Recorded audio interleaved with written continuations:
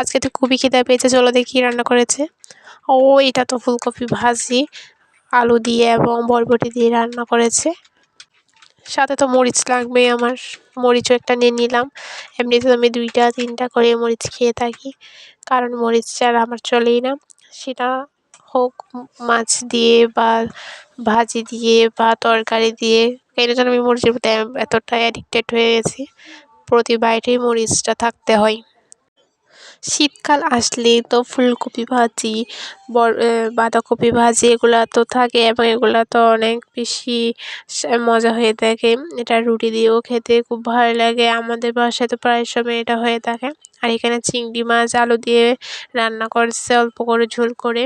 এটার স্বাদ কিন্তু খুবই ইয়াম্মি, খুবই ইয়াম্মি। আমাদের হচ্ছে যখন চিংড়ি মাছ থাকে তখন মাঝে মধ্যে এভাবেও রান্না করে, যখন হচ্ছে অন্যান্য তরকারি থাকে না তখন। কিন্তু আজকে কেন করেছে জানি না, হয়তো আমার ভালো লেগেছে, আমার খেতে মন চেয়েছে তাই। এটা কিন্তু খুব মজার, প্রতি বাইটেই একদম মন জিতে নেয়। তো আজকের ভিডিওটা আজকে এখানেই শেষ করি। আসসালামু আলাইকুম।